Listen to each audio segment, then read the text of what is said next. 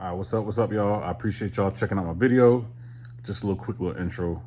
Right off the bat, first thing I did, not using proper tools, I broke the nipple off the top of the hat of the fuel basket. No big deal. I had a couple bulk fittings. I just went ahead and created a 6 AN feed. And then that spiraled into the DW300 that said it would fit the 0809 G8. Did not fit, not even close. Put everything back together. I tried to get it to fit. I ended up breaking the fuel pump trying to remove it. $170 down the drain, not including tax and shipping. So that turned into me just going ahead and say, F it. I'm going to go ahead and do an external fuel pressure regulator, a Venturi setup from Radium, modify the basket for a Hellcat 525, which will future-proof me. I can use E85 if I want. It's more than enough fuel than I ever need. Just 7 pounds of boost right now. All right, so hope you guys enjoy. I hope it all makes sense to you guys. Any comments, questions, whatever, just drop a comment. Hit me up on Instagram. Same name as my YouTube name. All right, y'all enjoy the video. All right, so I'm in the G8. Don't be like me, y'all. Disconnect the power, have a fire extinguisher ready. I've done this so many times. I have the lights off so I don't kill the battery. But I've done this so many times. I kind of hope I don't fuck it up. I kind of feel like I'm not going to. But anyway, getting started. All you do is just pull up on this. There you go. Pull up on one side. And then the other.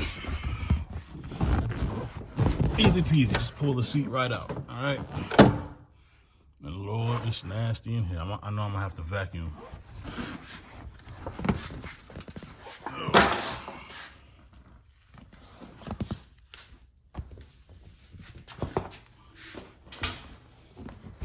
This is the area you need to cut around, all right? I am grinder happy. Usually I would just use the grinder, but I went, I've always had this Dremel, but I went and got some really nice, let's see if it'll focus, there you go. Some really nice cutoff wheels for metal. All right, with a nice lock on it. And I dropped this too, so it's off, there we go. So,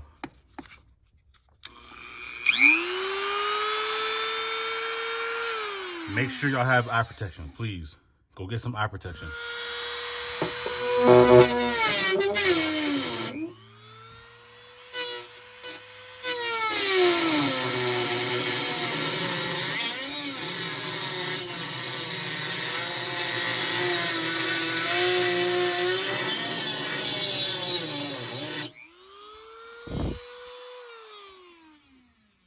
Y'all can see this should take about 5-10 minutes. Cuts right through it like butter. And I said I was gonna clean, don't do that. Make sure you clean after because there's gonna be shrapnel everywhere. So don't worry about the mess until afterwards.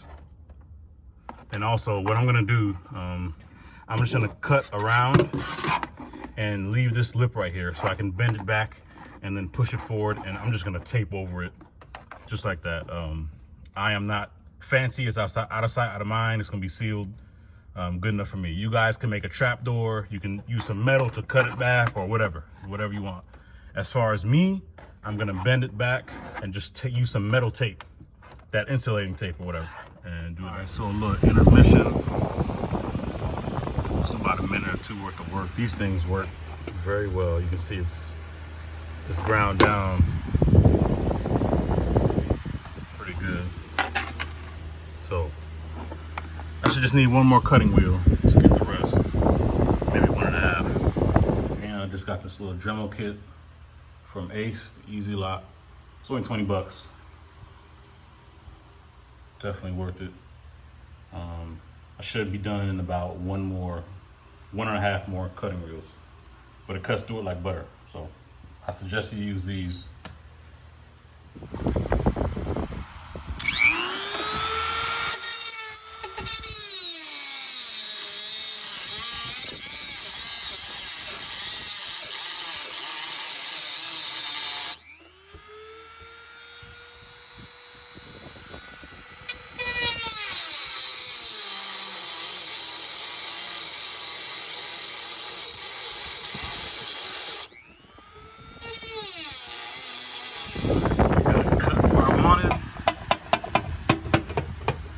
looks like it's loose.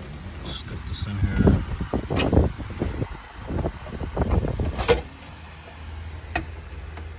There we go.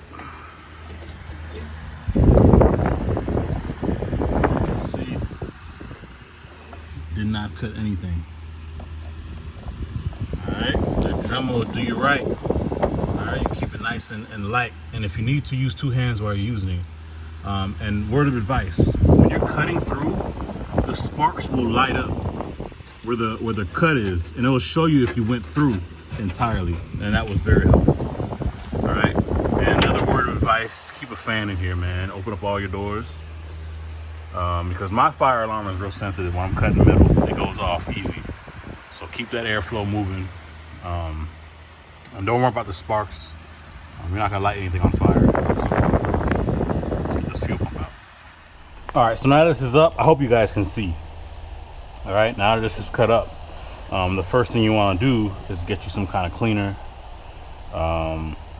whatever, some canned air or something, and just where you're going to be working, you don't want dirt falling back into the tank or nothing. So, you know what I'm saying? Look at that.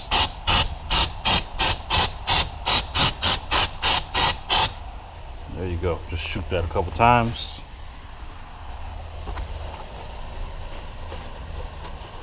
Just clean up the area.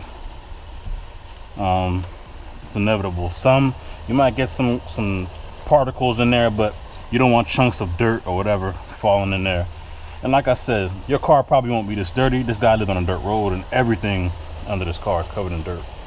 So there you go. Now what you want to do, get you a flathead. And let me try to show you guys a little better.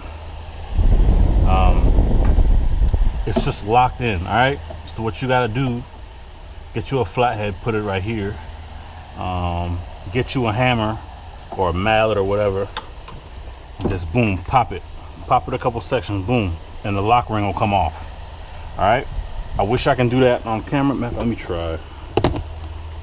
For you guys. You guys probably can't see. I'm using just a lowly GoPro 4.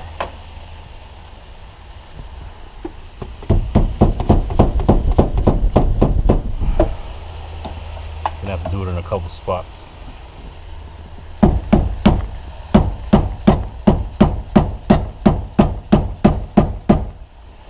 All right, so I'm gonna go ahead and do that. I don't know if you guys can see, it's slowly coming off.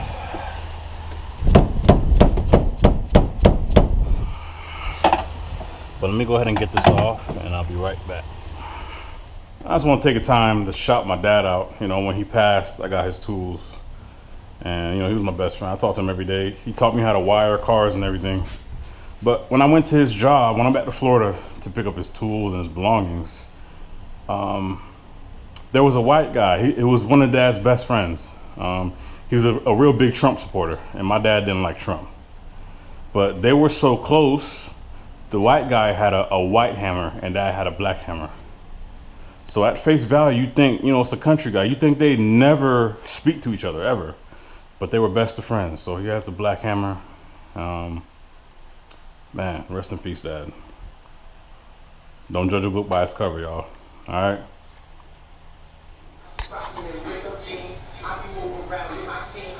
I don't want no more copyright strikes, man. That shit's a headache. But all right, so y'all doing this live with me. I haven't done this before. Let's see how this goes.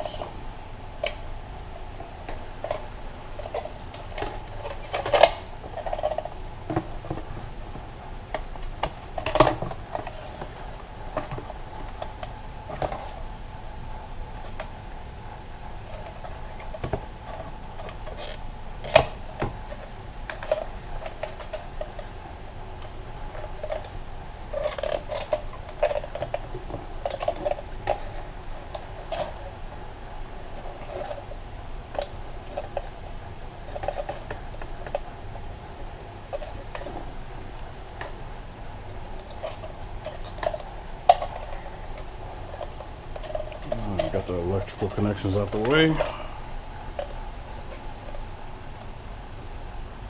Alright, this is just a clip.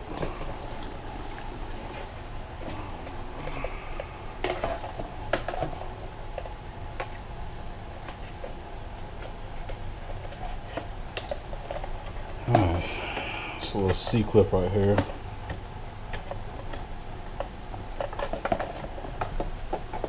This should be fun.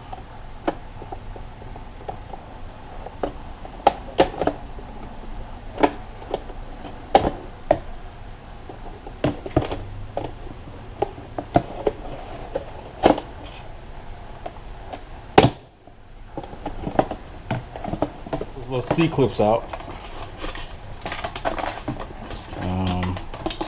And how I did it was,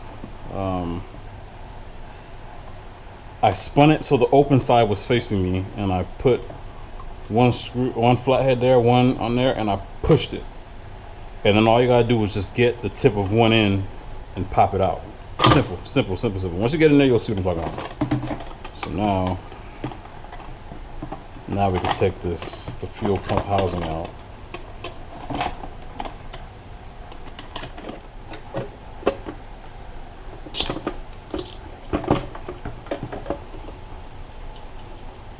Flathead, all you need, guys.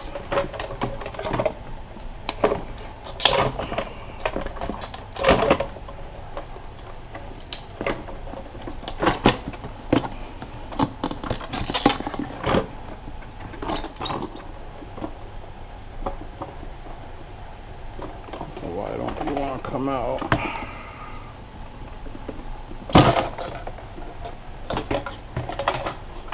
There we go. Don't forget your ground.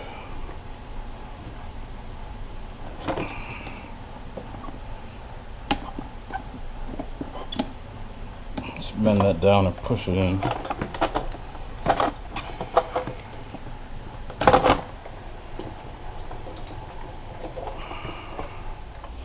All right. So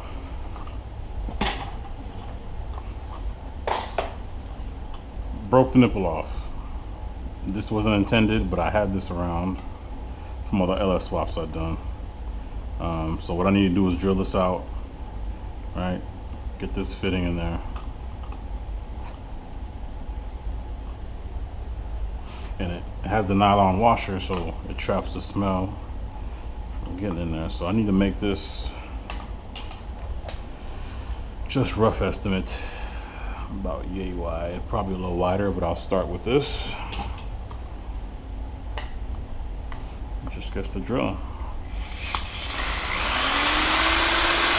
I drilled a hole. I'm gonna have to go a little bigger, but I already realized I'm gonna have to cut this out. Got my Dremel on low.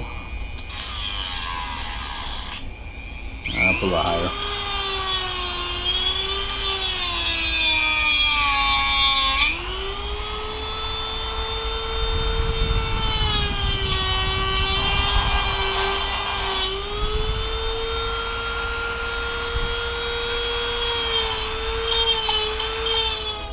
So back, let me pause this music before I get a content ID strike.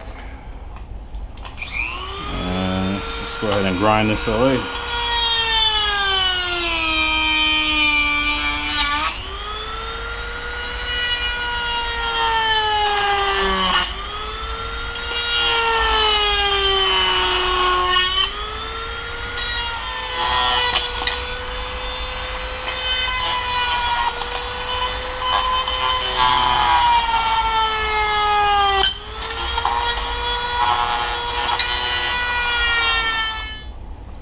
You can see it looks pretty good. It's pretty decent. I don't have a drill big enough for all these big ass drill bits, so what I did, I just took my Dremel and just opened it up and, you know, grinded all this stuff down. I wish I could have recorded it for you, but I got it. All right, so I just blew this out a little bit, rinsed it off, and up. There we go. This side might be the issue.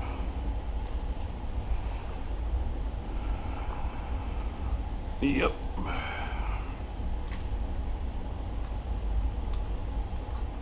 Nope, we're good. And it fits.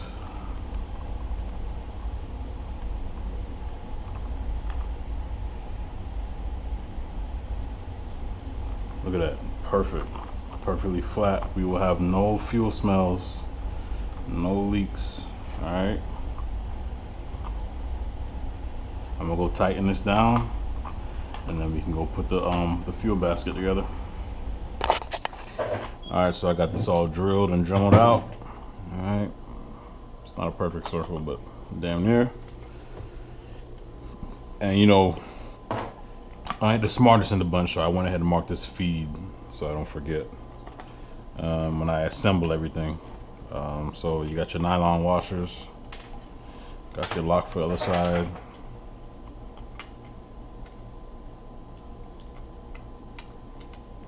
There you go. Pretty snug fit. Alright. Other side's clean. Nylon washer, and that's just so no smells get into the cabin. Alright. I'm just gonna hand tight this for now. I already know I don't have the proper tool. Oh, yeah, I do. Let's see if I can make this happen. Nope, sure can't. I don't have the right tools on me, but I'll go ahead and tighten this off camera. But for now, you guys get the gist. So what it's gonna look like is, you know, this 6AN line. Just straight off. And it's gonna go off the tank, down the tank, and then there's metal lines on the bottom. I'm just gonna tap into those. All right, so AN line, I got all that right here. I'll set that up later. All right, got the vice grip and everything. You know, so this is how it's gonna look. And then the return. And I'm waiting on the Venturi because the Venturi connects to the return line, which connects to the crossover. All right, and the return line creates some kind of Venturi effect that will siphon from both sides of the tank. Now the tank in our cars is a saddlebag, so there's a hump in the middle, all right? And that's to clear the exhaust and the drive shaft and all that. If you have a GTO or something, you're gonna have a normal tank or one of those swaps, random swaps or something, all right? So you have to have, the OEM crossover comes here, I won't use that. You have to have your crossover or you're gonna run out of fuel at, like, you know, just under half a tank. All right, because it's not siphoning from both sides. Okay, so it's very important. All right, waiting for that in the mail, but I'll continue and then I'll just, you know, just film it when it comes. But for right now, all right. So now I just gotta splice this. This is the original connector that goes into this side, goes into the fuel pump. Obviously, this is the ground. Black is ground, blue is power. So what I'm gonna do is just tap in. This kit already comes with two fuel rated butts connectors. So let's go ahead and just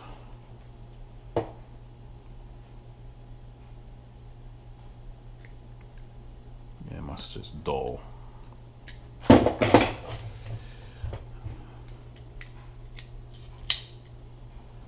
Done a lot of wiring over the years.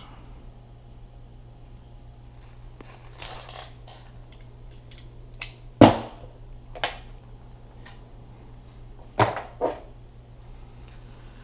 right, let's try 16.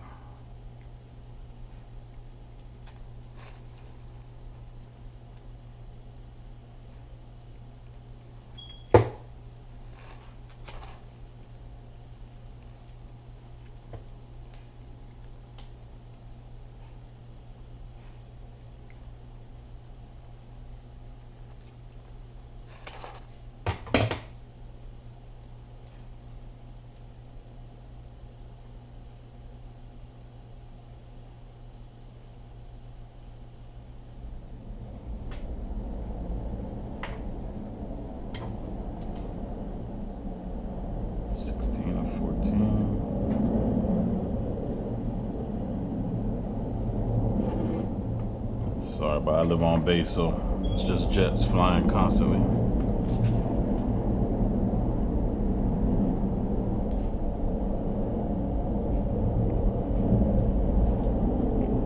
Give it a good squeeze. Boom.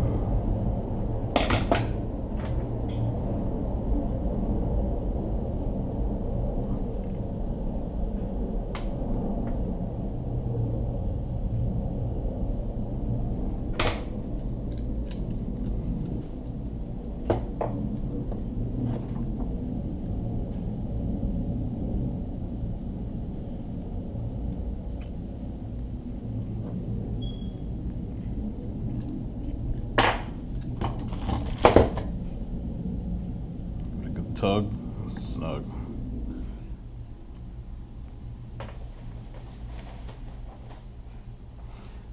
Alright, y'all get the idea. I'm gonna go ahead and finish this. Be right back. Alright, wiring's done, and I suggest you guys don't do what I did. Trim this down a lot more, okay? Because this has wiring, so when this is all, you know, stuck together and everything, this is just going to be hanging out in the pump unnecessarily. All right, it's not going to hurt anything, but at the same time, I could have alleviated this clusterfuck. So, and the benefit of doing this is if this pump ever goes bad, I can just unplug this and plug the new one right in. All right, especially that the trap door is already there. It takes 2 seconds to pull this out, but yeah, I'm just gonna plug this in, send it like that. So now let's get the sock on.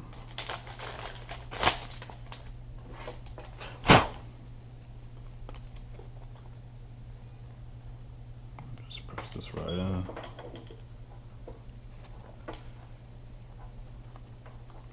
There you go, nice and snug.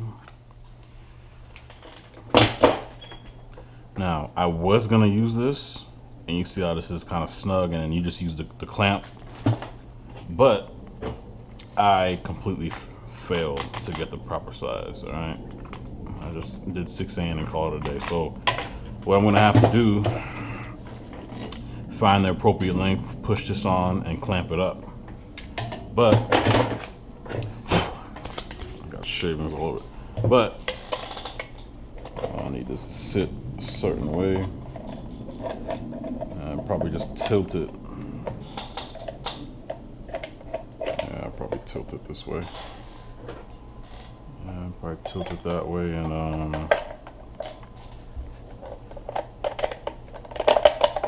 have to put this in.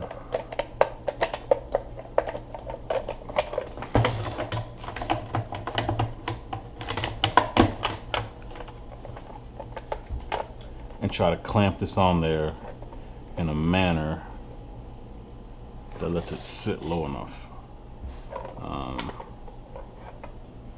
Low enough in the basket, you know, maybe yay high.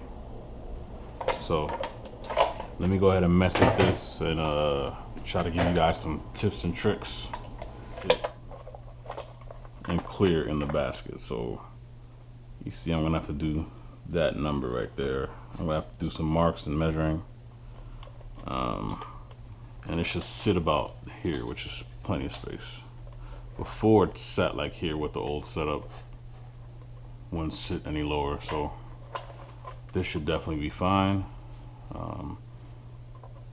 This is going to be time consuming. Let me go ahead and mark and cut, probably do it twice to get it right, and I'll let you guys know how that went. Jet pump showed up. It's pretty super simple. So your return is here. Return flows down. You connect the siphon. All right. I'm just gonna connect it straight to the OEM line and the transfer pump. All right. Because all this stuff was deleted. You see all in here with the OEM stuff. All that crap's gone. So what's this gonna do? You're supposed to use the green orifice for most aftermarket pumps, and I believe gold is like if you're 700 liters per hour or something crazy like that. And I sure am not. So just to set this up, just screw this in. Make sure you don't booger up your O-ring. cinch that down a little bit.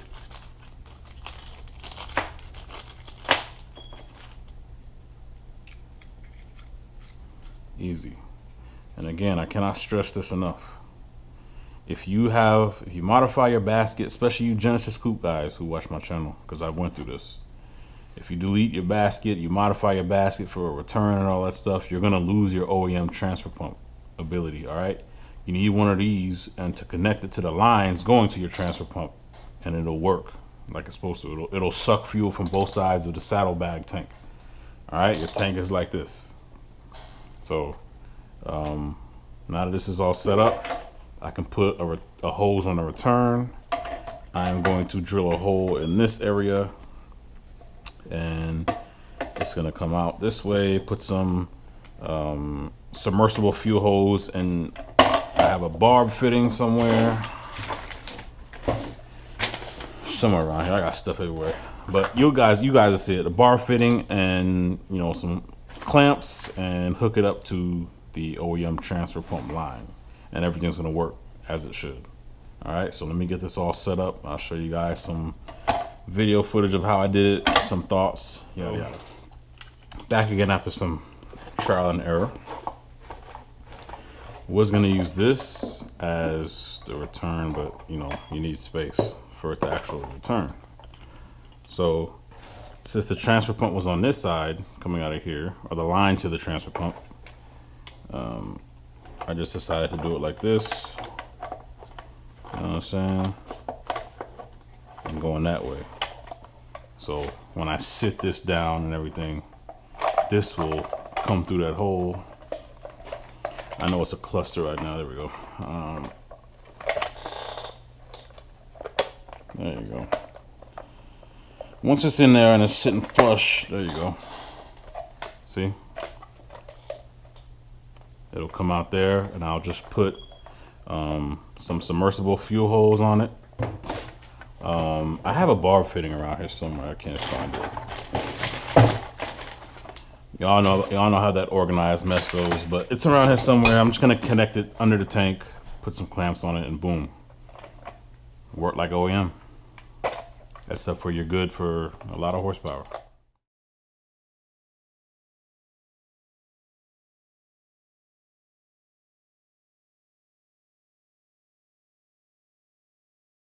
All right, so this is what it looks like before it's dropped in. And the OEM transfer pump, or the transfer line, that goes to the other side of the tank. As you can see, it's a saddlebag. All right. All I did was just use some clamps.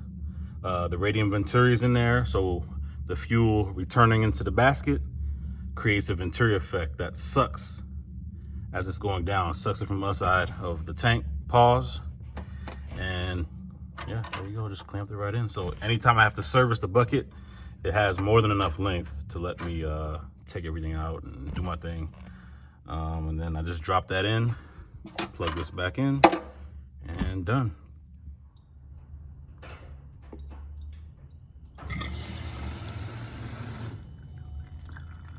So as you can see, it's ugly. You guys can clean up a couple things, maybe use better materials or make it look a little prettier. Just piggyback off what I did, but it does work 100%. Tested it. I will do a follow-on when I get the fuel pressure regulator mounted and everything, and just show you guys how the fuel system ties into the ZR1 fuel rails and the supercharger and all that. But that'll be in a separate video. Next thing on the list is the cooling with the Kong lid. All right, so y'all look for that video in a day or two. All right.